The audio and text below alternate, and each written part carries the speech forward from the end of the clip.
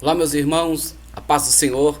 Nós estamos aqui em mais um culto da palavra para trazer a você uma mensagem de Deus. Eu quero dar início neste momento com uma oração.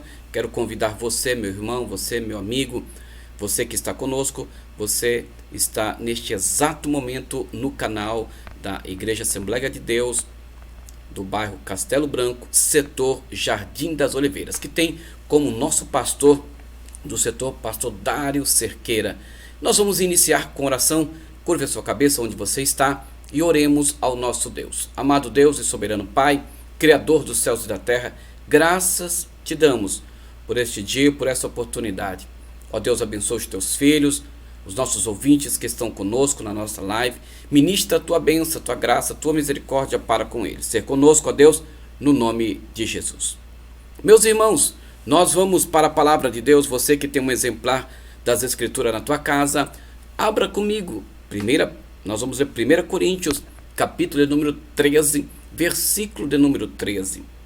1 Coríntios, capítulo de número 13, verso de número 13. O último verso deste capítulo, que diz assim a palavra de Deus. Você que tem um exemplar, acompanhe comigo nas Escrituras. Diz assim: agora, pois, permanecem a fé, a esperança e a caridade, essas três, mas a maior desta é a caridade. Em outra versão, a palavra caridade, ela vem descrita como amor.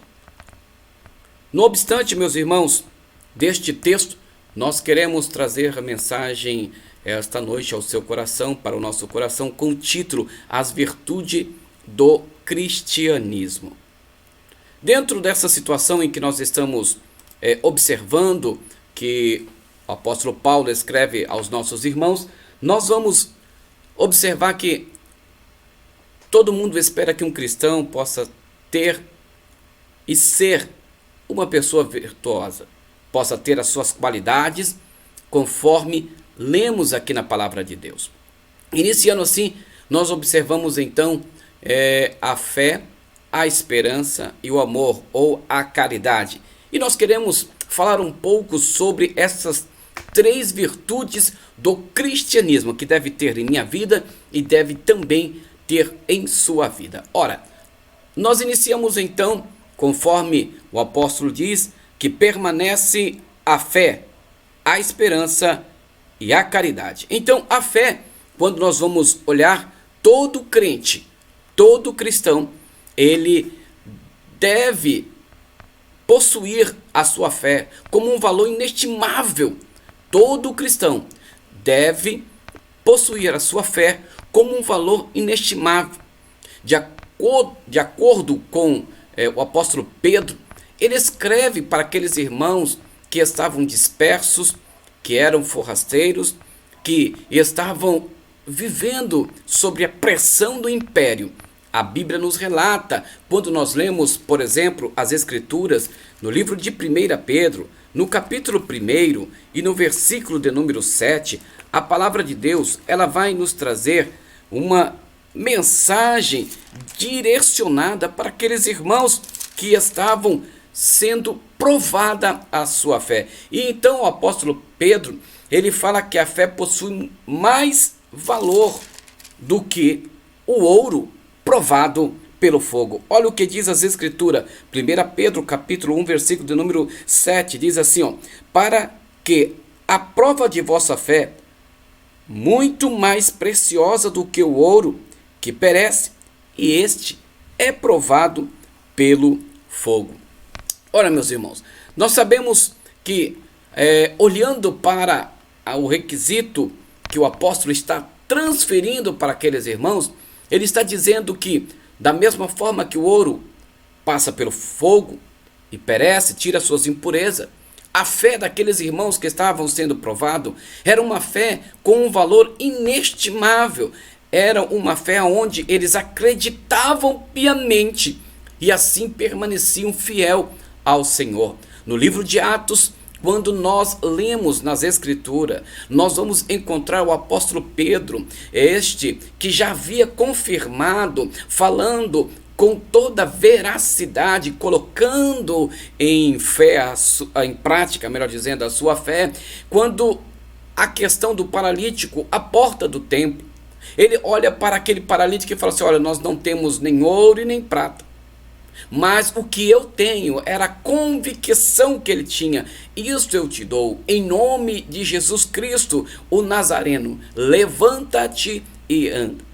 Ora, o ouro e a prata não poderia comprar e não poderia de maneira nenhuma curar aquele paralítico. Mas aquilo que aquele apóstolo tinha, que era um valor inestimável, poderia sim, através de Jesus Cristo, curar aquele paralítico. E quando isso, irmão, nós observamos que nesta condição, a fé, ela é uma definição completa, como nós lemos, por exemplo, no livro de Hebreus, dizendo: ora, a fé é o firme fundamento das coisas que esperam e é a prova das coisas que não se vê. A fé, ela é a única condição que Deus requer do homem para a sua salvação. E esta é uma das virtudes do cristianismo. Quando nós olhamos para a condição que estava aquele apóstolo, quando ele fala: olha, não tenho ouro e não tenho prata, ele estava colocando a sincera dedicação que ele tinha através da obediência da sua fé, que Jesus Cristo Nazareno poderia sim curar aquele paralítico. Ora, quando nós observamos, irmãos, que nós somos provados todos os dias, assim como o apóstolo Pedro, ele direcionou aquela palavra para aqueles irmãos que estavam na Ásia Menor, a Bíblia vai nos relatar que todos os dias a nossa fé, que é preciosa, ela é colocada à prova. E mesmo nestas condições, a Bíblia vai nos revelar que todos nós, quanto eu e você, nós temos o nosso cotidiano, e neste cotidiano nosso, a nossa fé várias vezes ela é provada. Olha, se nós olharmos para o conceito fé, nós vamos observar que a igreja primitiva, quando eles estavam esperando Jesus voltar a qualquer hora e a qualquer momento, eles estavam crendo na confiança que a promessa do Senhor iria se cumprir. E dentro destas condições, nós observamos que estavam esses discípulos, a sua fé continuava sendo inabalável. E olhando para a Bíblia, nós vamos encontrar justamente quanto o apóstolo está se referindo a estas qualidades, a estas virtudes que deve ter na vida de um cristão, na vida daquele que está servindo ao Senhor. Ora, a fé, ela nos faz transportar as dificuldades. Agostinho disse uma certa vez que a fé é quando acreditamos naquilo que nós não vemos. E a recompensa disto é quando acreditamos que aquilo que não vemos é justamente aquilo em que nós podemos acreditar. Ora, quando nós olhamos para isto, nós encontramos em outras palavras dizendo que a fé contempla-nos o invencível, e nós penetramos na divisão, ou na dimensão, melhor dizendo, do impossível, aonde o homem não chega, aonde os pensamentos humanos não podem chegar, mas a fé, que tem um valor inestimável para um cristão, aí sim ela pode chegar. Olha, meu irmão, quando nós olhamos para a Bíblia Sagrada, nas virtudes da qualidade de um cristão, nós vamos observar que Paulo, ele fala que precisa sim ter fé, mas também existe a esperança. A esperança, ela é o combustível que faz o crente caminhar. A fé faz o acreditar no impossível. Já a esperança faz com que aquele homem, aquela mulher, aquele crente salvo em Jesus Cristo, ele caminha rumo às mansões celestiais. Se o peregrino não observasse, no obstante a sua dificuldade, e desvanecesse nos primeiros metros, ele não tinha esperança. Quando ele tem esperança, ele acredita que no seu caminhar, ele consiga chegar no seu objetivo, objetivo, na sua reta final, ele consegue mudar a página, ele consegue alcançar êxito naquilo que humanamente ele não consegue fazer. Olha, a esperança para o crente permite que o crente continue guardando a palavra de Deus e na expectativa do seu objetivo, que Jesus está voltando. Sabe o que eu olho? Eu vejo quando Jesus fez a promessa dizendo: eu vou para o Pai, mas eu vou voltar, e quando eu vou voltar para levar vocês para estarem comigo. A esperança daqueles irmãos, a esperança da igreja é justamente o retorno do Messias, o retorno do Mestre, o retorno do noivo que virá e nos levará para o lugar que assim ele tem reservado. Olha, nós olhando então para as Escrituras, dentro das virtudes cristãs, nós vamos encontrar em um motivo que o salmista ele fala: agora, pois, Senhor, que espero eu? A minha esperança está depositada inteiramente em ti. Olhando isso, nós encontramos então aqui o respaldo para aquele crente que está na caminhada, aquele crente que está marchando, esperando a vitória, esperando Jesus voltar a qualquer hora e a qualquer momento. Sabe, a igreja primitiva, ela era impulsionada pela fé, e o combustível que fazia eles caminhar era a esperança de levar ao sedento, aos famintos, e a esperança que Jesus estava voltando para assim restaurar a paz em Israel, julgar os seus inimigos e cumprir a sua palavra. Olha, eu olho para a Bíblia Sagrada, eu vejo Jesus falando para a sua igreja: eu vou voltar, eu estarei voltando para buscar. Esta esperança jamais, ela não pode ser deixada de lado. Sem esperança você não consegue caminhar. Paulo, ele escreve dizendo: porque em esperança nós somos salvos. Olha, se nós olharmos para isso, a esperança é a associação da confiança que nós estamos aguardando o cumprimento da promessa. Qual é esta ou qual é este cumprimento da promessa? Você pode perguntar. É fato, o apóstolo Paulo vai descrever para aqueles irmãos que estavam vivendo, que estavam passando por um período, e ele olha para aqueles irmãos que estavam ali, ele disse: olha, se nós estamos esperando Cristo somente nessa vida, se nós não estamos almejando que nós iremos ressuscitar como Cristo ressuscitou, se nós não estamos esperando que o nosso corpo será transformado, se nós não estamos esperando, Paulo falando para aqueles irmãos em Corinto, ele fala assim: olha, nós somos os mais miseráveis de todos os homens, se estivéssemos esperando Cristo somente nesta vida.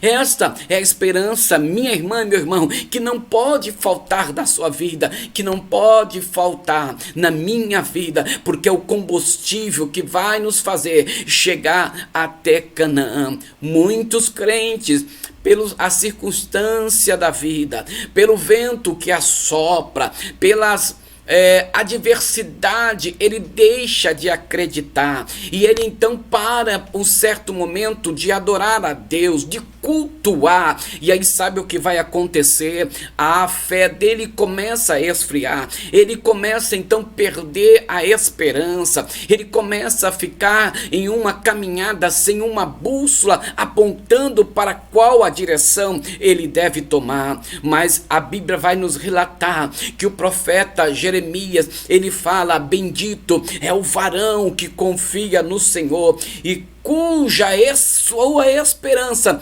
é o Senhor. Aleluia. Sabe então por quê? Nós olhamos então a importância do crente congregar.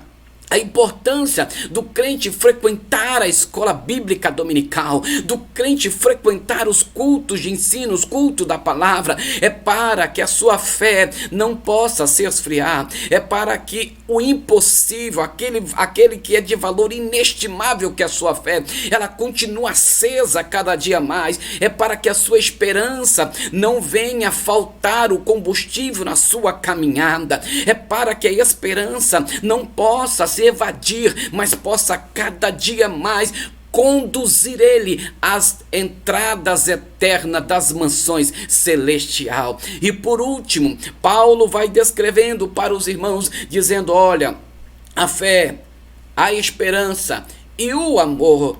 A Bíblia, quando nós lemos, irmãos, vai falar sobre a condição, a necessidade do cristão possuir estas virtudes. De acordo com Provérbios, nós vamos encontrar no capítulo 10, versículo de número 12, dizendo que o ódio, ele excita as contendas, mas aquele que tem o amor, pratica o amor, ele consegue cobrir as transgressões. O amor é imortal, ou melhor, o amor é imortal, mas o ódio, ele morre a cada momento, e o cristão precisa ter estas qualidades, estas virtudes em sua vida, que é a marca do cristão. Se nós olharmos, irmãos, para isso, nós vamos encontrar Paulo afirmando que o amor nunca falha.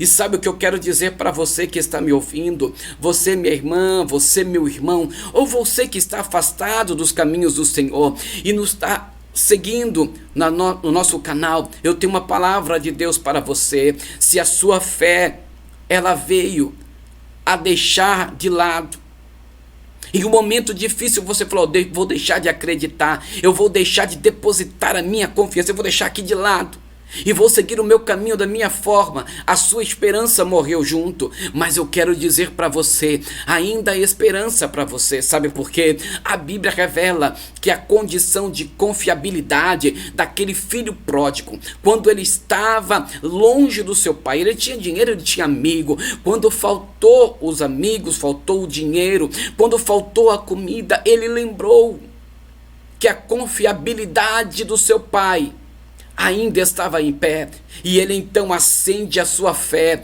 ele acende a sua convicção, e neste momento o combustível da esperança ressuscita ele, coloca ele em pé, e ele fala: eu já sei, eu vou chegar e vou caminhar rumo à casa do meu pai. Sabe o que eu vou fazer? Eu vou chegar lá e vou dizer: pai, eu pequei contra ti e contra os céus, já não sou digno de ser chamado teu filho, mas por favor, pai, me atém pelo menos como um dos teus empregados.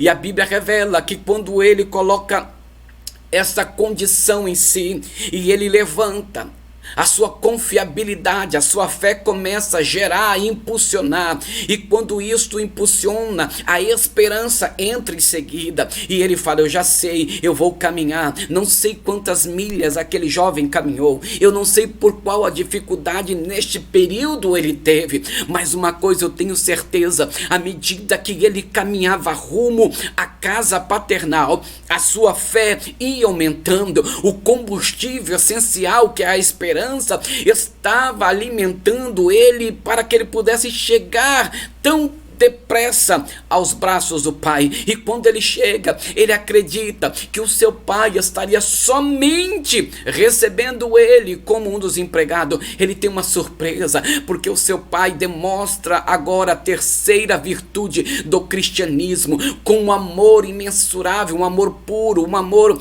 aonde pode transpassar as barreiras e as dificuldades que aquele filho tinha provocado. A Bíblia revela que ele recebe aquele filho tudo sujo, aquele filho que estava vivendo uma circunstância difícil, mas o pai o amou do mesmo jeito. Olha, se nós olharmos para a Bíblia Sagrada, nós vamos encontrar a Bíblia relatando para mim, relatando para você.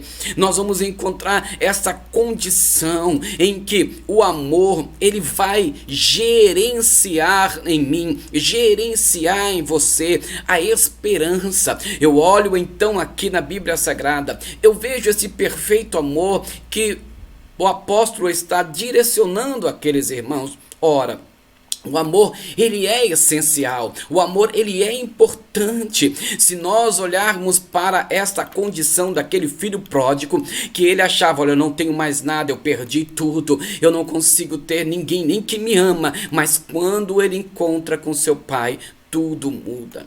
Ora, o amor é maior do que a fé, é maior do que a esperança. O amor, ele pode fazer coisas em que eu e você nunca iremos imaginar. O apóstolo Pedro, ele dá um aconselhamento aos irmãos dizendo: mas sobretudo, tende amor uns para com os outros, porque o amor cobrirá multidão de pecados. Olha, o apóstolo também, João, afirma que aquele que não ama, este não conhece a Deus, porque Deus é amor, ele é a fonte do amor, a perfeição do amor. Ele vai fazer o contraste do que o mundo está oferecendo. E dentro das três principais graças cristãs, das virtudes cristãs, a fé, a esperança, o amor ou a caridade, Paulo, ele enfatiza dizendo que a fé, ela é essencial para a salvação.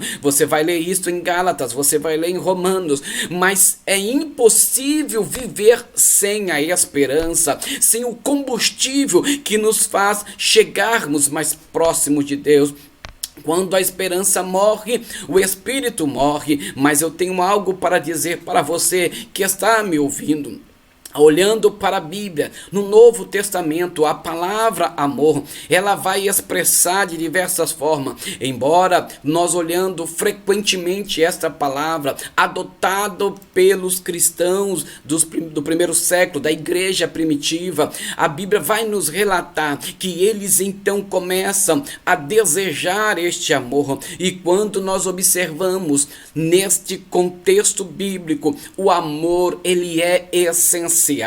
Por que ele é essencial? Porque o amor é maior do que a habilidade de falar. O homem, ele pode falar, mas ele não pode muitas vezes provar: eu amo você, mas qual é a maneira que eu vou provar? E quando eu olho para isso, eu vejo a expressão, melhor dizendo, eu vejo quando o próprio Deus, ele fala assim: olha, eu amo a vocês, e desta forma eu entrego o meu filho, a expressão do amor. Quando você ama o seu filho, o que você faz? Qual é a sua expressão? Você dá um abraço nele. Quando você ama a sua esposa, o que você faz? Você abraça ela, você dá um beijo nela. E qual é a expressão que Deus teve pela humanidade que estava desgarrada, longe dos caminhos do Senhor? Ele amou de uma maneira tal que a expressão que o Senhor pôde provar é entregar o seu filho para morrer em uma rude cruz, e todos quanto aceitar a ele como Salvador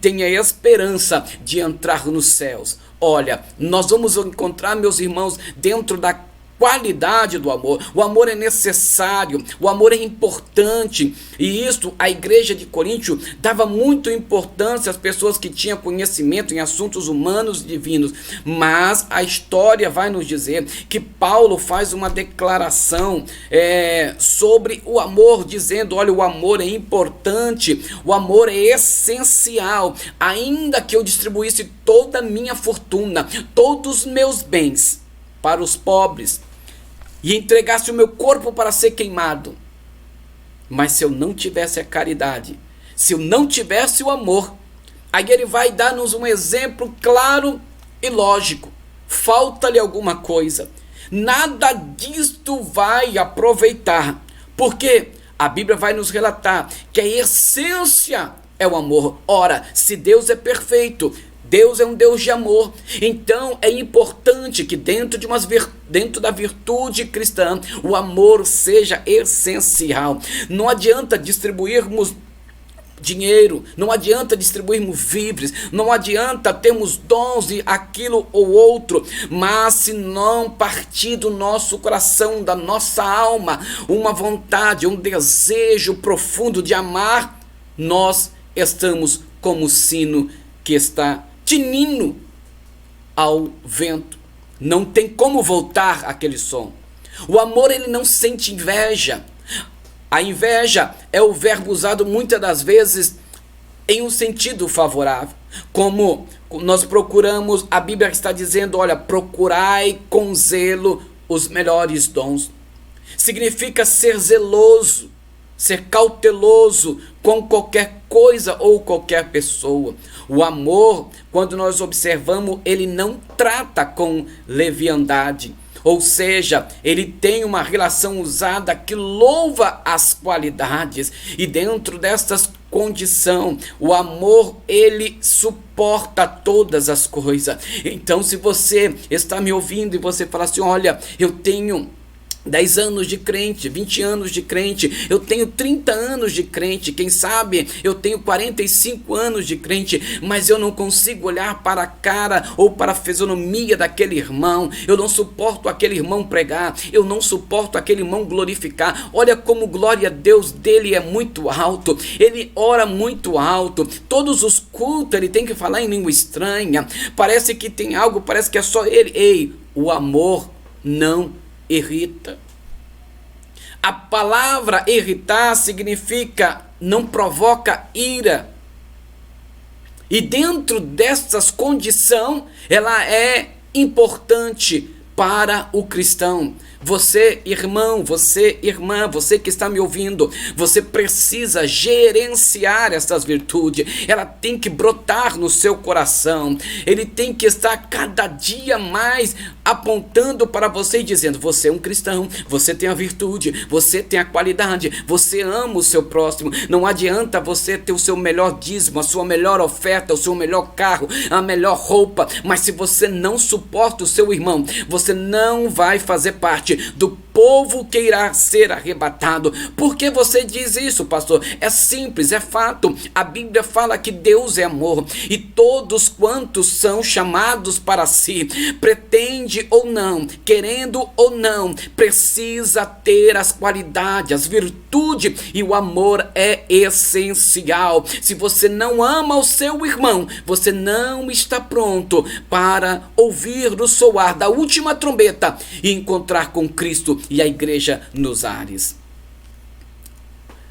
Se nós olharmos, irmãos, para isso, a Bíblia vai nos dizer que antes da formação, no ventre da minha mãe, antes de você se formar, Ele nos amou primeiro. Mesmo na nossa ignorância, no nosso erro, a Bíblia revela que Jesus nos amou primeiro, demonstrando a nós um amor tal que não pediu nada em troca. Aí eu e você, por uma questão ou outra, queremos em alguns momentos da nossa vida deixar de amar o nosso irmão, deixar de congregarmos junto, deixar de adorar ao Senhor. A minha Bíblia não fala que o céu vai ter andar, não fala que vai ter classificação de pessoas. Olha, classe A vai morar no 11º andar, classe B entre o 15º e o 18º. Não, a minha Bíblia não revela isso. A minha Bíblia fala que ameis uns aos outros, assim como Cristo amou a igreja e entregou a sua vida, para que hoje eu e você pudéssemos estar aqui. Alguém morreu na cruz do Calvário. Você já parou para refletir? Você já parou para ver essas condições? O amor é essencial. Sem o amor, você não pode. Sem o amor você não consegue. Sem o amor você está desqualificado dentro das virtudes cristãs. O amor é essencial na minha vida. A fé é importante, a esperança é importante, mas o amor, ele precisa brotar na minha vida e na sua vida. E como você prova isso? Adorando a Deus em todos os tempos, em todas as circunstâncias. Você precisa ser um verdadeiro cristão dentro da igreja. Você precisa ser um verdadeiro cristão na sua faculdade. Você precisa ser um verdadeiro cristão na sua casa, na sua rua. Você precisa ser no seu emprego. Você precisa ser nas suas viagens. Você precisa ser um cristão com qualidade. Se você está vivendo duas vidas, duas características diferentes de um cristão, saiba de uma coisa: você está correndo um sério risco. Por que isto? Porque quando soar a última trombeta, quando soar a trombeta, a Bíblia revela que os salvos estarão ouvindo. Mas para ser salvo, você precisa ter as virtudes do cristianismo na sua vida. Você precisa estar com esta marca em sua vida, para que todos quanto olhem você falem: ali é um homem de Deus, ali é uma mulher de Deus. Sinceramente, quando eu chego próximo de fulano, eu me sinto bem. Quando eu vejo fulano falar, eu intercedo por ele. Isto é sim um verdadeiro amor. Mas, meu irmão, que Deus em Cristo Jesus possa vos abençoar. E eu quero dizer para você: Jesus está voltando. Prepare-te. Coloque a tua vida em dia, coloque a tua vida no altar, coloque a tua vida no lugar certo. Se o seu altar precisa de um conserto, corre enquanto há dia. Se você precisa consertar com seu irmão porque você não suporta ele, então procure o seu pastor, procure o seu irmão, acerte a sua vida, perdoa o seu irmão, para que você possa ter direito de entrar na cidade pelas portas. Que Deus os abençoe. Se o arrebatamento não acontecer, nós estaremos mais uma vez aqui trazendo uma palavra de Deus. Mas se o arrebatamento acontecer, nós estaremos encontrando lá na glória, caso você tenha as virtudes do cristianismo marcado em sua vida. Nós queremos orar terminando este culto. Curve a cabeça, você que está neste momento nos ouvindo, eu quero orar por você. Oremos. Amado Deus e soberano Pai, Criador dos céus e da terra, graças eu te dou, Senhor, por tudo, graças eu te rendo por este irmão, por esta irmã, Senhor, que está conosco na nossa live. Eu te agradeço, Senhor, pela vida da tua igreja. Continua nos abençoando a cada pedido de oração, Senhor, aqui mensurado. Ó Deus, eu te peço, tu conheces, esquadrilha coração e pensamento. Ministra a tua bênção na vida dos teus servos. Continua abençoando, Senhor, aquele ou aquela que ainda, Senhor, precisa colocar a sua fé em prova, que precisa, Senhor, urgentemente destas virtudes, desta qualidade. Ó Deus, ainda dá esperança para ele, dá esperança para ela. Ajuda eles consertarem, ajuda, Senhor, nesta caminhada. Ó Deus, eu te peço, aos nossos irmãos que estão enfermos, acometidos pela Covid e outras enfermidades, alcance com tua graça e com tua misericórdia. Visita as UTIs, visita os hospitais, manifesta a tua cura no meio do teu povo. É o que nós cremos, ó Deus, e que nós agradecemos por essas bênçãos recebidas, no nome do teu Filho amado Jesus Cristo, aquele que vive e reina para todos sempre. Amém e amém. Estenda as tuas mãos assim, ó. Que a graça do nosso Senhor Jesus Cristo, o amor de Deus, a divina comunhão e a consolação do Espírito Santo seja em nossas vidas, desde agora e para todos sempre. Amém e amém. Fiquem todos na paz do Senhor.